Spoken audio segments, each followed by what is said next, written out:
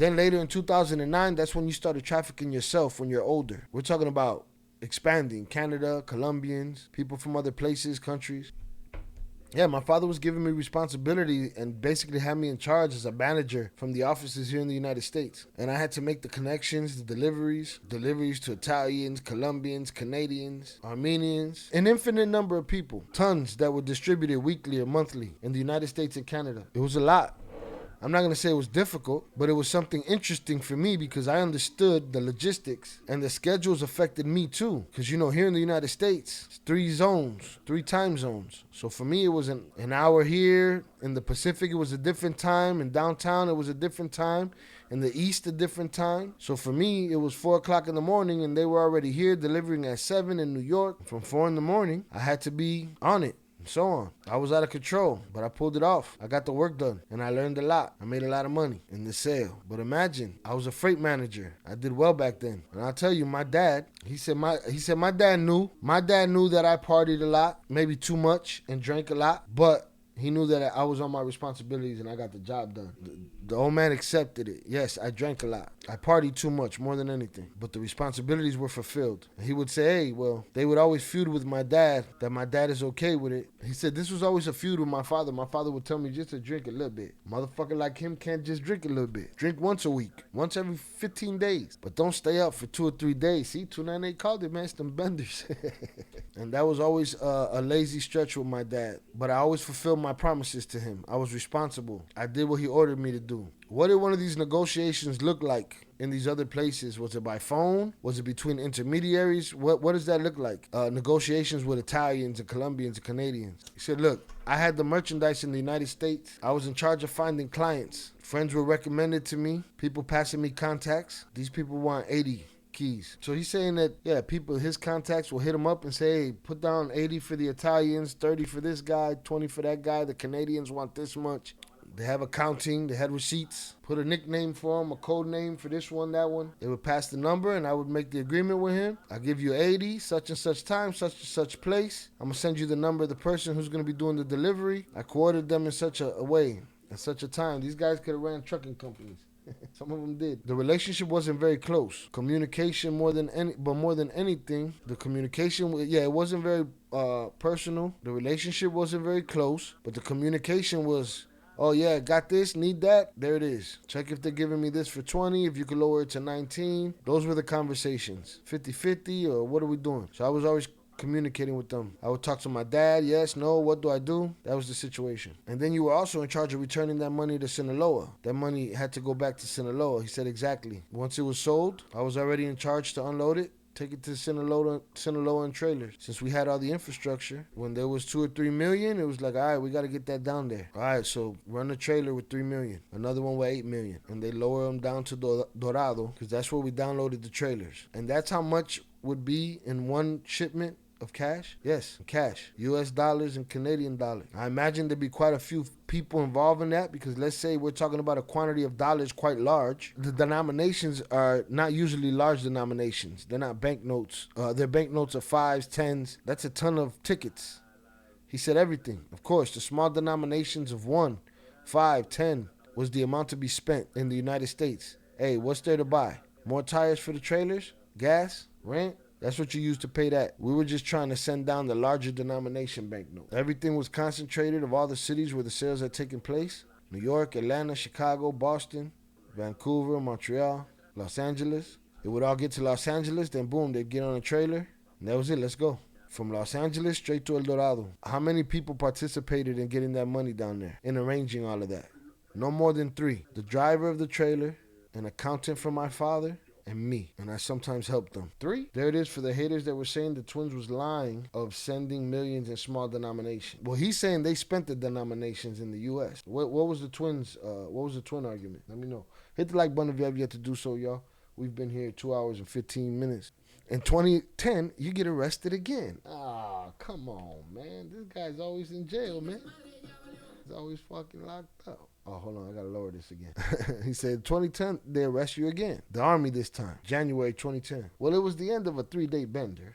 Just kidding, I don't know. He said, well, tell me what was the circumstances of that? What were you doing? Tell me how that time was. That time we were in Culiacan, down the street where my friend lived. He was my right-hand man, my secretary. I had bought a plot of land on that street where they were building a volleyball court, and it was a Sunday or Monday. Sunday or Monday. It was morning. We were watching how it was going, how they were flattening the ground for the volleyball court. It was me, a friend of my dad's, and a friend of mine, and along with all my people, my friend, my bodyguards, and someone else, another worker. And on the street, the neighbors were out there because my friend was from that block. So my friend was on the block. He got along with all the neighbors. They were all outside. So we're all there on the street, everyone minding their own business. I was in the property talking to my dad's friend, watching the volleyball court. Bodyguards were in the street. God damn, bro, I heard you. He said when on the next, I guess the next street, on the street immediately next to us, 3 or 4 military vans. And they tell me, hey, 3 military trucks passed by. But they're going upwards by the corner over there by the street. I said, all right, no problem. I wasn't worried. Or was I? I wasn't worried. It makes sense. It was a fast way, that street. When I least expected, it's like the military saw a bunch of cars standing in the middle of the street. Well, I mean, there it is, Papa. Y'all was out there partying and shit. But it was because they also had sounds there in the cars. Yeah, it was hot. That's all they had to see. They saw it was hot. So there was parked cars with sounds, but they were in front of my compadre's house. So they saw a lot of movement. A lot of vehicles, a lot of people, and they went back in the opposite direction. And quickly, they stopped us, grabbed us to investigate us. Nobody managed to hide nothing. Imagine, we were about 13 people, and we had about 15 radios because the bodyguards had radios, my other boys had radios, the other kids brought radios. Back then, it was a world of radios. Everything was radios playing. The military said, here, there's something good. Yeah, they got y'all at. And on my bodyguards, they found 2 pistols on them. They said, oh, they're armed, there's radio, and a whole lot of telephone. And they arrested us. I thought he was going to complain that they, that they profiled him, a narco, because of all of those clues, you know? The radios, the hammers, the movement. They took us to the PGR, the Attorney General's office. And at the Attorney General's office, my father had, bought people, right? Police and politicians in their pocket, like so many nickels and dimes. You know how it is in Sinaloa. So my father had somebody in the Attorney General's office in his pocket. We'd bought the public prosecutors of the PGR. And in the same night, they took everyone's statement. Since they were bought, all the public prosecutors arrived. They took our statements and they took me out. About an hour later, I was the first one there. They took me out in secret for an hour and a half. They took me out through the back door and they wanted me to hide in the trunk of a car. I told them no, it scares me. They said it's just that the military is guarding the entrance and we don't want them to see you. They gave me another sweatshirt. They gave me another cap. They was straight smuggling this fool out of there. That's crazy. The rest of the guys weren't going yet. I don't think they ever got out of there. They didn't pay the right person.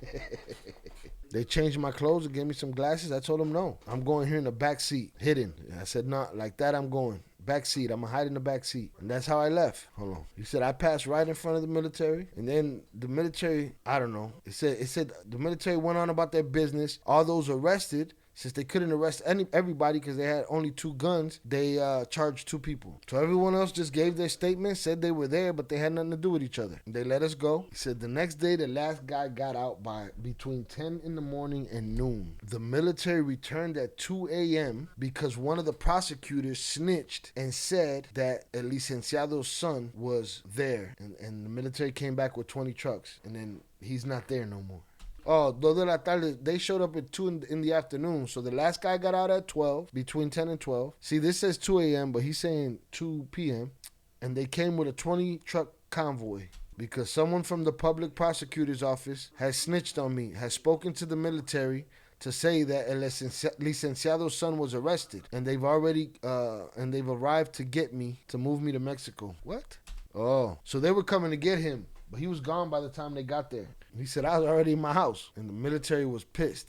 Yeah, they're like, well, how the fuck is he not here? You brought him in early in the morning. It's not the weekend. There was no rush to get him out of here. Yeah, they got here early in the morning. There's nobody working at night. There's no security guard. How is he not still here? You know how. He's saying, how could you interrogate all these people in the middle of the night if no one was working? He said, well, they all came to the table. What you mean they all came to the table? He's saying, oh, all the public prosecutors came to get their statement. I said, what you mean all of them? All of them. And one of them snitched. He said, I'm sorry, that's how it is. They had already gone there with the instructions that I was there and they were going to take me to Mexico. But we had already left. Then they told me that public prosecutor that received money from the opposing side had snitched me out. In other words, everything is known there, and all the world is also working with these people. Exactly. Culiacan's very small. Everything's known. That same year you got married, let's say with your first wife, and Chapo sponsors you as your godfather. Exactly. Yes. He said, I remember that was Monday, and I got married that Friday. Same week. Yeah, so it was Monday during the day when they grabbed me. Tuesday morning I got out, and then I was married by Monday. Tell me how the wedding was. What it looked like, who attended, how was it? It was in a town near El Dorado called San Diego. A friend of ours lent us his ranch. The wedding was going to be in our ranch for the people of Cruz de Lota because we have a ranch there right next to the sea. It was going to be everything. We hired people from outside Guadalajara, but at the last minute we changed it. We moved it the day before. It's easy when you get that paper. Move the whole wedding. Hit the like button if you have yet to do so. We sent for everything to make chairs, tables, glass, tent, so on and so forth. The best. We went for the best in those years. And the day before, my dad tells me, you know what? Change the place. Yes, change it. Because people are already like they know, and just in case. So we started changing everything. In the end, they gave me a white tent like any other. They put other chairs for me in the chapel because I had ordered a chapel to be built, especially at the ranch. We just put up an altar there and the chairs to perform the ceremony. And then one night we changed everything. Everything was fine. Chapo arrived in the first hour. He was the first one to arrive. He arrived around 4 p.m. He told me, hey, the Godfather's already in place. He said, I assumed I wasn't going to see you till 9. Well, he's here now. So there I am taking an early shower to go take care of him. Yes, we arrived there. There's a lot of well-known people there. Emilio Casares, Manuel Valenzuela, the person who's a little known. Chapo's sons, Ivan, Alfredo. Chapo's wife, Griselda. She was my godmother. Ovidio's mother. The Tucanes were playing. Estrella de Sinaloa. And the brother of Poncho Lizarraga. He formed another band. A singer named Mariano also played. Everything was like that. It went till 9 in the morning, 10 in the morning. Huge party. Everything was great. No military, no government. Everything was fine. Did they just jump to another conversation? He's talking about the extravagance of Culiacan. He said, I'm talking about Culiacan. He said, El Chapo has surgery in a truck. El Chapo has surgery in a trailer box that Mayo owns that has it furnished as an operating room. And Luis Chaparro said, because Mayo has diabetes, right? He's trying to get that confirmation. I don't think Damaso gave it to him. Damaso said, well, because they say if I'm offered one, or if something happens to me and I can't go to a hospital or it's messed up, they put the box on the damn ranch, and that's where they operate. And he got it super conditioned, air conditioned, badass. They took that trailer and they brought it to the ranch of mine. And there, Chapo had a surgery. They told him, hey, the operation's gonna last 3 hours. That shit lasted 9 hours. And he was in bad shape. The soldiers were nearby.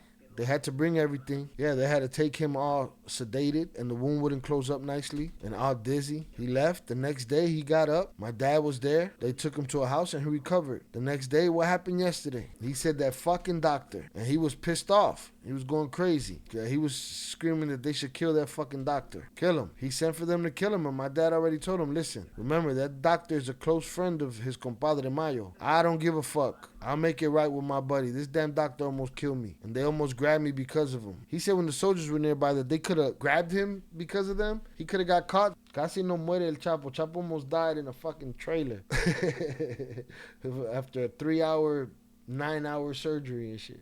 And blah, blah, blah. Maybe it was his plan. Nah, because if it was the surgeon's plan, you'd be in the upper room right now. And at the end of the day, he didn't kill him because he was a friend. He said maybe it was my body that didn't react well. And he forgave him. But they were at the point of killing that poor doctor. The doctor ain't going to go 9 hours if he's trying to get you out of there, papas. You know what I'm saying? He would have let you fucking die after 3 hours and said, listen, my wife is making steak tonight. It's Valentine's Day. I gotta go, Papa. We just gonna have to chalk this one up to the game. Hit the like button if you have yet to do so. Something was cut here. The end of the original conversation was when he said, those are the kind of wedding gifts you get. I don't get those kind of. And then they jumped to something else, right? They jumped to him having surgery, right? Did you hear what dude just said? He said, and all of this because Chapo couldn't get it up anymore? That's what he asked him. Coño, man, we all in Chapo's business. Because he couldn't rise to the occasion. What they saying? I ain't say it. I'm just the translator.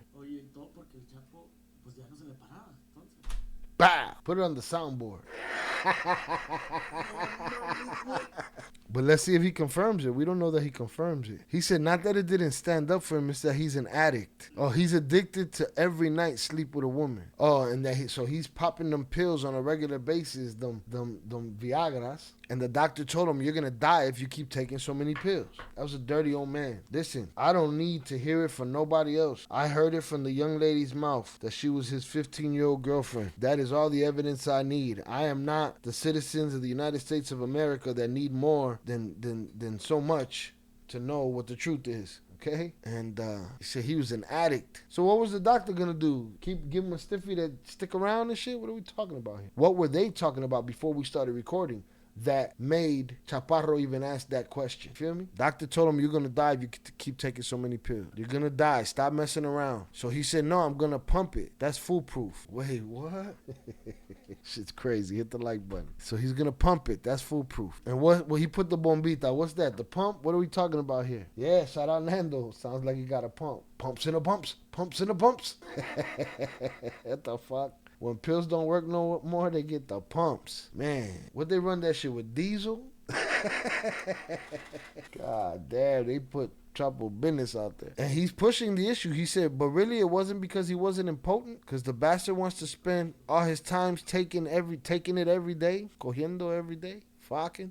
Eating, drinking, fucking, sucking, snorting. Should I just get a pump now? Or just a diesel one? Everything that stood in front of him, he wanted to grab it. And he said, if you take the same pill over a long period of time, it's not going to have the same effect anymore. And he said, it was a lot, and he just started feeling it a little. He said there was some kangaroos and some green ones. And I'm telling you, it's not a lie. The day when he escaped from Los Cabos, where they almost caught him in Los Cabos, in 2012, he arrived at my ranch, where we were in El Dorado. He had a cardboard box. He gave everyone one of those pills, a whole cardboard box. So imagine how much he had. And they would tell him, hey, you're taking too many pills. It's true, the body become immune to the Viagra and stop work. Didn't the twins give him a box of Viagras as a present once? The motherfuckers got Chapo hooked. Was that a story? Yeah, right? Something like that.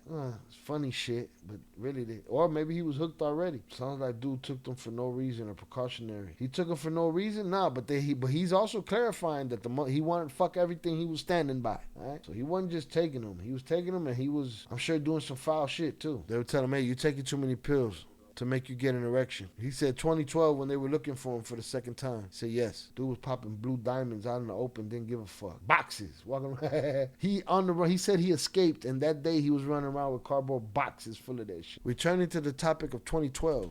Strong support for Peña's campaign. Was there strong support within the organization? Yes, he was supported with money and propaganda. How does a politician support themselves? To begin with, it's obviously not all the territories you control. All the territories you control and the people who work under you, I'm sending to you, and vote for this person. And tell your family and friends and neighbors, and they spread the word. And the friends you have in another state, support this one. Okay, good. You attract thousands and thousands of votes. Sometimes entire villages. Out of 1,000 people, out of 5,000 people, you end up with how many million? Because not in just one place, it's in many states. And then to buy votes. You stand outside of the booth with a sack. 500 pesos, 1,000 pesos, I don't know. Here's 500 pesos, here's 100 pesos. Buy votes. Apart from what you contribute, right, to the campaign. Here's 10, 20, 30 million for you, cash. They tell you, hey, I need you to gather a ton of people in whatever plaza. What do you need? A table and a microphone. Make me some mantas, some posters that say vote for so-and-so. Hey, tell everybody to go there. Politics as usual. Why was it Peña? Where did the order come from? How did you hear that things were going with Peña Nieto? I don't know who recommended it to Chapo Mayo for sure, but that's how it was. That's who the person was. So his children went against their decision to go with Peña Nieto. Because of what? Who did they support? We know who they did support. They definitely supported him. I can't tell you who they supported, but I think people can imagine. They supported another candidate who was that same year. Yes, another candidate. They already had their own vision. Okay. So basically the current administration and the one before. They had their own. That's what they wanted to do, something different. Abrazos no balazos. He said in these elections, you think there's already a candidate within the Cartel of Sinaloa? There always is. Since I've been alive, there has been. And even before, there has been. And so that's true and actually agreed, at least within the organization. that yes, they've been in the business. The Chapitos would have taken part in that decision or not right now? No, completely them. They made that decision. They're the ones who make that decision. So right now they've already chose a candidate. Yes. Clearly, they're already oiling their machinery to support whomever. Now, you got to remember, this interview took place before the war. This interview took place, right? Am I wrong? Yeah, this interview took place before the current war. So a lot has changed since then. Dramatically, drastic. We've seen it. Do you know who they supported this year? Come on, man. He wants them facts. He's a journalist, huh? For real, for real. He goes, yeah, I have certain knowledge, but that's for later. He said, it's not something I'll have to say. People will see it. It'll be known. So in 2013, Chapo tells y'all the idea to surrender to the United States. Yes. How was that time? How did they react to that recommendation, if we can call it that? How was it? What did he tell them? Look, of course, the world moves like, what's up? I'm good. I like it out here. How are we going to go to jail? At least for me, this is my first thought. But since you're making the time to analyze it, and I'm telling you, I'll say it again and I'll speak for myself. In 2013, we didn't have no problem. Everything was beautiful. So if they tell you you're going to go turn yourself in and you'll be able to go to Sinaloa whenever you want, but you'll be able to live away from all that, spend your money, live in peace, peaceful in appearance, because, well, it's supposed to be that your family, your dad, they're going to be leaders of the cartel and nobody will look at you badly. Well, I think that's a dream come true, isn't it? What? I told you, sweet deals. That ain't the nectar of the federal guys. That's the nectar of the cartel guys. You get a free pass. You get a free pass. You get a free pass. You get a free pass. Everybody gets a free pass. Huh? Live in the country where most people want to live without any crime, being able to go to your hometown whenever you want, however you want, have the same power. It's fantastic. Yeah, I bet. Incredible. That's what he proposed to y'all? What interest was there to Chapo that y'all turn yourselves in? Yo, he just told you everything. He said, and tell me how it was. What, did you guys go at the house and spoke to them by telephone, through secretaries? How did that option come about? I don't remember exactly. It was in El Dorado, in a house of his in Culiacan. I don't remember exactly where. But it was all because Vicente was cooperating. Vicente Zambada was cooperating. Hold on, this shit is getting crazy right here. Hit the like button if you have yet to do so. He said Vicente's cooperating, and Chapo said, look, he's cooperating, telling everything about us. And I repeat to you, these are Chapo's words. So he's arranging and making deals on us, so we'd be better off to arrange deals of our own. What he says, we can say, and you guys can have a good life without having to worry about those problems. In other words, to us as children, as the youth. So it should be done. Once you get out of this, Vicente wanted to fix and he wanted to surrender. It didn't work well for him. He did it wrong. That's what Chapo said. He did it wrong. You have to do it right. What have I been talking about in Cartel? This is a structure. This is the way things are done. Chapo's more mad that he didn't make that move before Vicente did, or tried to, with somebody else, with one of his kids or something. I don't know. But they did it wrong. You do it right. I'm teaching you the structure that I've been using for so long. And if y'all do it right, y'all come out quicker than Vicente. That was the plan. The truth is, he wanted that for everyone. And to me, I don't know about the peaceful life, none of that. It was a tactic. It was just what he was used to. In case of emergency, break glass. Let's take this. It was a negotiation as far as he was concerned. And I'm telling you, we were a family. And this was only mentioned by Chapo, my father, Ivan, Alfredo, Joaquin, Ovidio, and I. And he said, only you, the ones that are here are the ones that I look at as my family and are the closest to me. Only those of us at this table. I think he knew he was screwed, but wanted to protect them somehow. You and his kids. He wanted the best for us and that we wouldn't have the same problems anymore. Part of that, let's say about the intention of Chapo. He says, I imagine that it was also a bit of his intent in his plan to hand over the reins of the cartel to your father and not his son. He said in that moment that isn't correct. Because he was going to be there. So that isn't correct in that moment. He was going to be there. He wasn't going to turn over the reins to anyone. He was going to be the way they were. Both of them there. So it wasn't like he was going to withdraw or retire or have plans of getting out the game. Or plans that they were going to get him.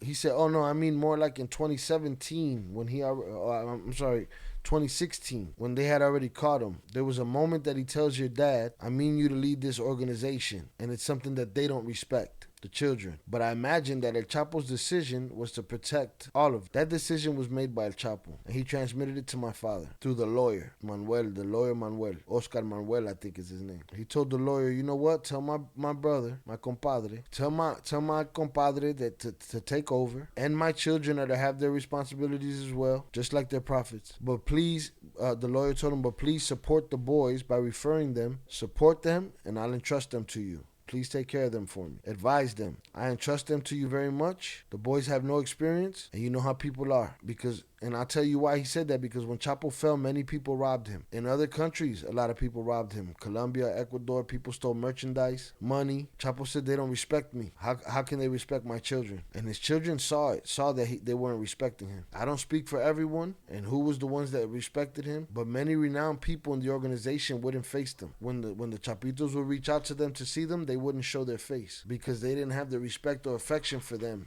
that they had for their father, the appreciation for them that they had for their father. 2013 was a watershed time because it's one of the first time Chapo proposes to them the best thing that they could do to turn themselves in. This is also the first time we start talking about fentanyl and they start working with fentanyl. How was it introduced, the fentanyl? We knew it was fentanyl, but it wasn't given that name. They called it synthetic dope, synthetic heroin. It reached to the ear of the organization that people were manufacturing synthetic heroin.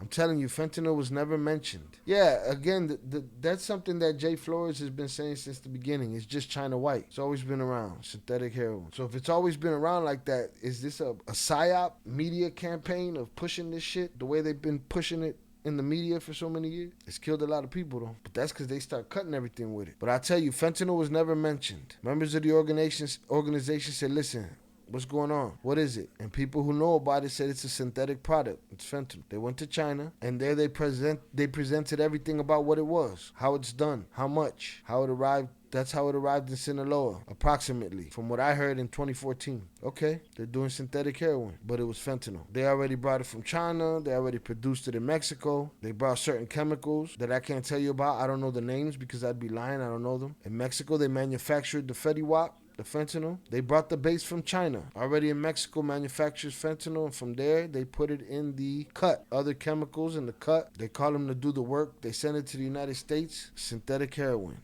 I imagine that increased the cartel's profits too, says Luis Chaparro. He said it was crazy. It's crazy. Approximately how much was invested? 300 or 400,000 was invested. Give or take a few numbers, it was 350 kilos of the famous synthetic heroin, and every kilo was for sale in Culiacan. And what? So 18,000 in Culiacan per key, 30 in LA, 35,000 in LA at that time. Imagine with 400,000, you made all that money. There were people who did it 1 year, 2 years, 30, $50 million. Luis asked them, those people are still working? Most of them are dead.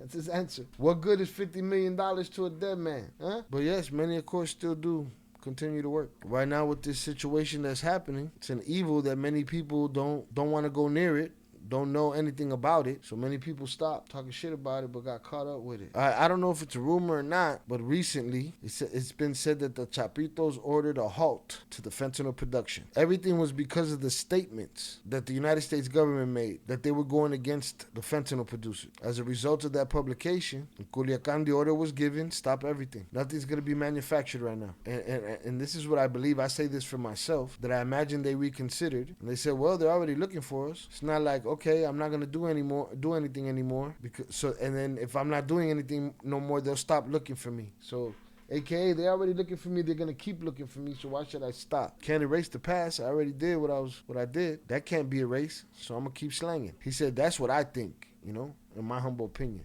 he's still bent because he didn't get the cartel. He mad. He mad. I think that order lasted less than a month to stop manufacturing. After that it isn't manufactured in Culiacan nor in the surrounding of Culiacan. Every lab had to be removed, and no one could manufacture fentanyl anymore. Neither pills, nor could it be trafficked. You had to buy it from them. If you wanted to manufacture, you had to pay a tax. What? That's what they did? Hold on. Is this what you're talking about? So they sent the stop order. They rescinded the stop order. Told everybody, keep producing. They're coming for us anyway. But then they started extorting everybody and told everybody to get the fuck out. Only our lab survives around here. Wait a minute. Charles Zoraida, he might be right, because as we know, the U.S. is the biggest cartel. They said stop producing and they continue doing their thing. That might be where all this cartel war between U.S. and Mexico comes from.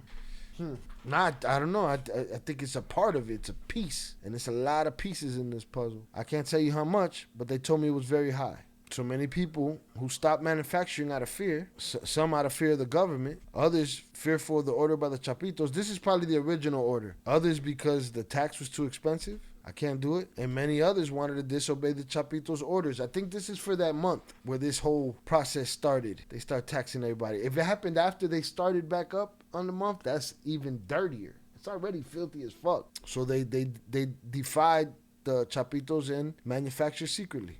So what happens? The dead that I found in Culiacan with fentanyl pills. Those who manufactured without permission or wanted to move it without authorization and without paying ended up dead. Other people who follow that end up working, they buy everything from them. Many other people who follow, they buy everything themselves by working. And many fentanyl labs moved to Puebla, and others to other areas, to other states, to the mountains. The fact is that in Culiacan, you ain't gonna see no fentanyl lab. Why Puebla? I could tell you for sure, they're working harder now than they were before. For the reason that I said, that I think. They're already looking for me, so I might as well keep making money. I need more money to take care of myself. Thinking like a drug trafficker. Why am I stopping? That's worse. I'd be better with more money taking care of myself. And that's what's happening right now. They're working much harder in these last 5 years.